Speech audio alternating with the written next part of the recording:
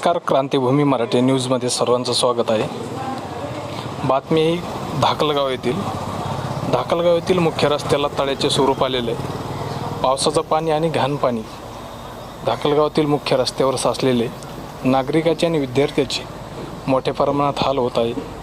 आमचे प्रतिनिधी कैलास खरात यांनी त्याला सविस्तर आढावा घेतलेला आहे। झाले नागरिकाच या पाण्यामुळे त्रस्त झालेले आहेत। जाण्या येण्यासाठी रस्ता उपलब्ध नाही आहे, तरी ग्रामपंचायतने याकडे लक्ष घालून सदरील पाण्याची विल्हेवाट लावावी अशी मागणी गावातील नागरिकांनी जोर धरून धरली आहे। आपल्याशी बातचीत करणार आहेत। ढाकलगाव येथे ग्रामपंचायत निधी सुधारण्याचे काम आपल्याला या पाण्याच्या माध्यमातून बघायला मिळत आहे। या ठिकाणी ढाकलगावचे नागरिक प्रभू बामणे हे आपल्याला या गावामध्ये विकास काय झाला आहे हे आपल्याला यांच्या सांगणार आहेत।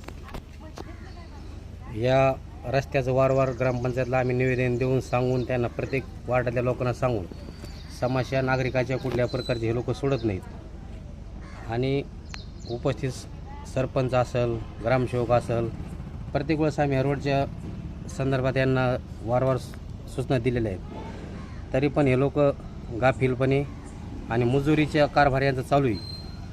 सातत्याने सांगितल्याच्या नंतर आता ह्या मधला रस्ता आहे, मध्यभागी रस्ता आहे, गावातील जाणारा मेन रस्ता आहे। या रस्त्याच्या इतक्या हाल आहेत, हे बघा आता गाडी थांबली, पाणी इथून पुढं जाण्यापर्यंत कसंही चालता येणार नाही। आणि ह्या रस्त्याने सर्व शाळेतील मुलं, टू व्हीलरवर जाणारे, बाईकवरती जाणारे लोक बरोबर जातात, पण शाळेतील मुलांनी कसं जायचं?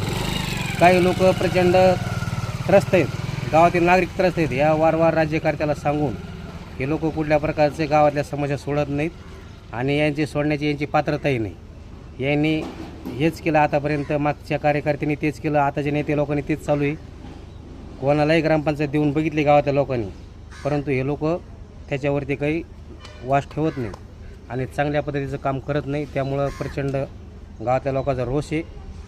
आता ह्या रोडचा प्रश्न इथून तर ते याच्यापर्यंत जाण्यापर्यंत तुम्ही बघा, इथून जवळजवळ मला वाटतं 1000 फूट रस्ता आहे। हा 1000 फुटापर्यंत पुरं पाणी साचलेलं आहे। कसे जायचे शाळेतल्या मुलांनी?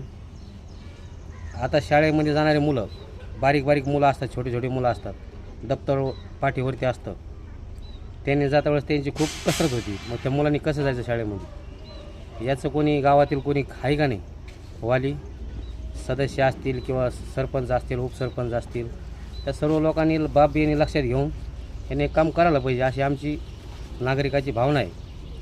म्हणून माझी एवढीच विनंती आहे की शासनाला की याचं लवकरात लवकर ह्या रोडचं प्रश्न मार्गी लावा, एवढीच हात जोडून विनंती। नसता येणाऱ्या पुढच्या आठवड्यात 5 दिवसाची याला टाईम देणार आपण, न तो उपोषणाला बसणार। एवढंच माझं बोलून मी थांबतो। धन्यवाद।